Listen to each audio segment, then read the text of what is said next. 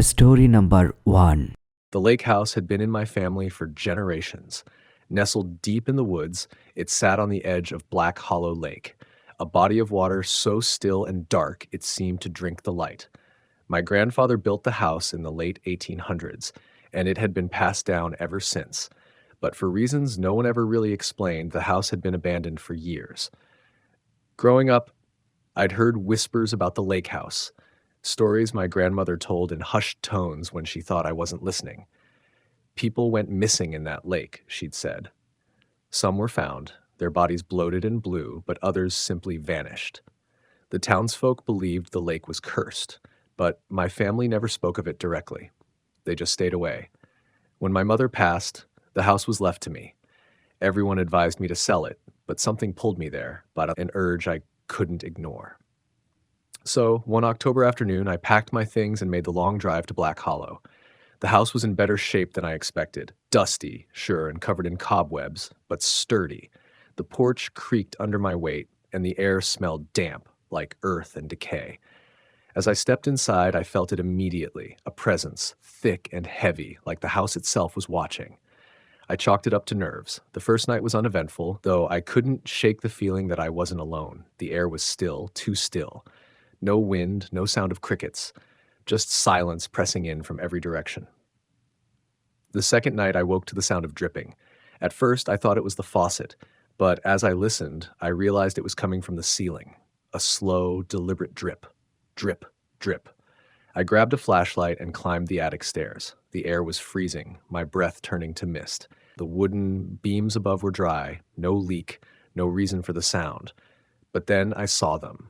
Wet footprints, bare human footprints leading to the attic window. I felt the hair on my arms rise. The prints were fresh, water pooling in the indentations. I backed away, my pulse hammering in my ears. As I turned to leave, I heard it, a whisper, low and urgent.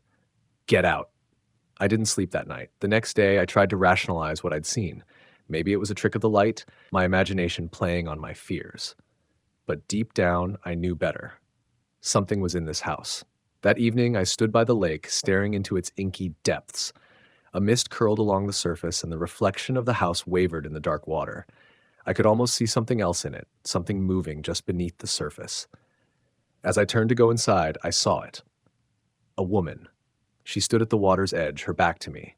Her long, tangled hair clung to her soaking dress. My breath caught in my throat. She hadn't been there a moment ago. I wanted to call out, but something in me screamed not to. Slowly, she turned. Her eyes were hollow, empty sockets dripping black water. Her skin was pale, bloated, and her lips were moving soundlessly. Then she stepped forward, not onto the shore, but onto the water. She was coming toward me. I ran. Inside, I locked the doors and windows, but the house felt no safer. I could hear it now, the soft slap of wet footsteps on the porch. The whispering had returned, growing louder, filling every corner of the house. I covered my ears. "Leave me alone," I screamed. Then the lights went out. The darkness was suffocating, pressing against me like a living thing. I fumbled for my phone, but the battery was dead. The whispering grew, layered voices hissing over each other. And then, a knock. Slow. Deliberate. It came from the front door. I stood frozen, heart pounding. Another knock. Harder this time. And then the doorknob began to turn. I ran upstairs, slamming the bedroom door shut. My mind raced. Should I jump from the window? Run for the car? But I couldn't move. The air grew thick with the smell of stagnant water, and I heard the creak of the floorboards outside my door. Then the whispering stopped. Silence. And then just outside the door, a voice. My house. The door burst open. A figure loomed in the darkness, drenched and dripping, eyes black voids of endless water. A gurgling, choking noise filled the room as it reached for me. Fingers swollen and blue. I don't remember screaming. I don't remember running. The next thing I knew, I was in my car, engine roaring as I sped away. I never looked back. I sold the house the next week, sight unseen. I never told the buyer what happened. I don't think they would have believed me. But sometimes I dream of it. The lake house. The woman. And in those dreams, I hear the whisper, "Come back." Story the end. Story number 2. The lake house had been in the Grayson family for generations, sitting on the edge of Black Hollow Lake like a forgotten relic. Weathered gray wood, a wraparound porch with missing slats, and a dock that stretched into the dark, still water. It had once been a place of joy, summer memories, and family gatherings, but no one visited anymore, not since the disappearances. Mark and Lisa knew the stories before they bought the house. Locals claimed the lake was cursed, that people who ventured too far into its depths sometimes never came back. That something lived beneath, waiting. It was ridiculous, of course, just folklore designed to scare people. The Grayson house had been abandoned for years, and Mark saw it as an investment, a place to fix up, flip, and sell for a profit. The first week was uneventful. They scrubbed mildew from the walls, pulled up rotting floorboards, and repaired the leaking roof. The air inside the house had a strange dampness to it, no matter how many windows they opened. At night, the lake stretched out like a black mirror, reflecting the house perfectly, except for the occasional ripple that broke the stillness. On the seventh night, Lisa woke to a dripping sound. She sat up, heart pounding, listening, a slow, steady drip. At first, she thought it was the bathroom faucet, but then she noticed the ceiling. A dark stain had appeared, water seeping through the old wood. "Mark," she whispered, shaking him. "We have another leak." Mark groaned and rolled out of bed, grabbing a flashlight. They followed the stain up to the attic, the wooden stairs creaking under their weight. The air grew colder as they ascended, and by the time they reached the top, Lisa was shivering. Mark swung the flashlight around. The attic was empty, except for an old rocking chair near the window, gently moving. Lisa's breath caught in her throat. "Wind," Mark muttered, though the window was shut tight. He stepped forward, shining the light upward. No leak, no dripping. The stain on the bedroom ceiling shouldn't have been possible. Lisa turned, ready to head back down, when she saw it. A wet footprint, barefoot, small like a child's. It led from the window toward the attic door. She grabbed Mark's arm. "We're leaving." Mark hesitated, but one look at her face told him she was serious. They locked the attic and went downstairs.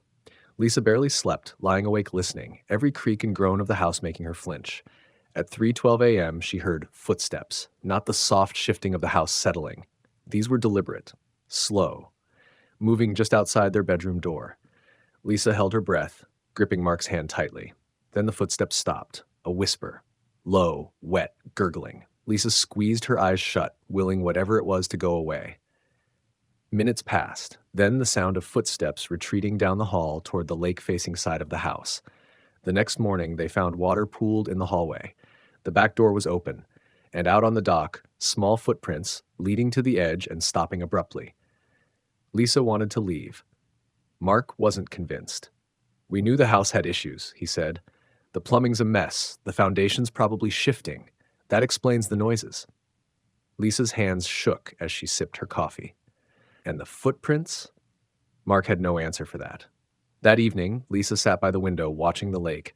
The sky was overcast, the water darker than usual. She swore she could see something just beneath the surface, a shadow shifting. Then she saw the girl, standing at the edge of the dock. She was small, maybe 7 or 8 years old, with long, stringy hair that clung to her pale face. Her dress was soaked, dripping onto the wood. She stared at the house, unmoving. Lisa's breath hitched. Then the girl raised a hand and waved. Lisa stumbled back, knocking over her chair. "Mark, there's someone." But when she turned back, the dock was empty. That night, Lisa refused to sleep upstairs. She and Mark set up blankets in the living room, keeping all the lights on. The house felt wrong, as if something was watching. At exactly 3:12 a.m., the front door creaked open. Mark grabbed the flashlight and rushed toward it, expecting an intruder. But there was no one there. Then Lisa screamed. Mark spun around. She was staring toward the hallway where the lake water had pooled again, and in the reflection of the water, a figure stood just behind her. A girl, drenched, hollow-eyed. Mark lunged for Lisa, yanking her away. The lights flickered, the air filled with the scent of rotting lake water. A sound, a whispering sob rising into a wail, filled the house. The front door slammed shut, then silence. Mark didn't hesitate. He grabbed the car keys, pulled Lisa outside, and they drove away, leaving everything behind. They never went back. Months later, the house was sold again. The new owners lasted 2 weeks before they left in the middle of the night. They never said why. But some nights when the fog rolls over Black Hollow Lake, people say you can still see her, standing at the edge of the dock, waiting. Story number 3. The house by the lake had stood for over 100 years. Weathered wood, ivy-covered walls, and a dock that stretched out into the black water, it had always carried a strange stillness, as if the land itself was holding its breath. When Daniel and his wife, Olivia, first saw the listing, they dismissed the house's eerie reputation. They needed a place away from the city, and this lake house was a steal. Sure, the realtor hesitated when they asked why it had been on the market so long, but they assumed it was just local superstition. Stories of disappearances, whispers about the lake pulling people under, folklore, nothing more. The first few nights were quiet, peaceful even. The air smelled of damp earth, and the lull of the water brushing against the dock soothed them to sleep. It wasn't until the third night that Olivia awoke to the sound of footsteps echoing from downstairs. She nudged Daniel awake. "Did you hear that?" she whispered. Daniel listened. Silence. "It's an old house, Liv. Wood creaks," he mumbled, turning over. Olivia wasn't convinced. She lay awake, staring at the ceiling, ears straining. The sound didn't return that night, but a heavy unease settled in her chest. The next morning, as she brewed coffee, she noticed something odd. The back door, locked the night before, was ajar. A trail of wet footprints led from the doorway to the staircase.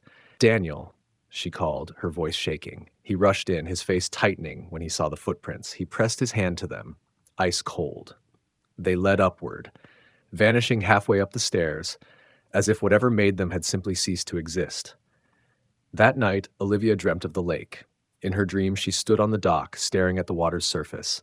A woman stood waist deep in the lake, her long hair floating around her. She was whispering something, but Olivia couldn't understand.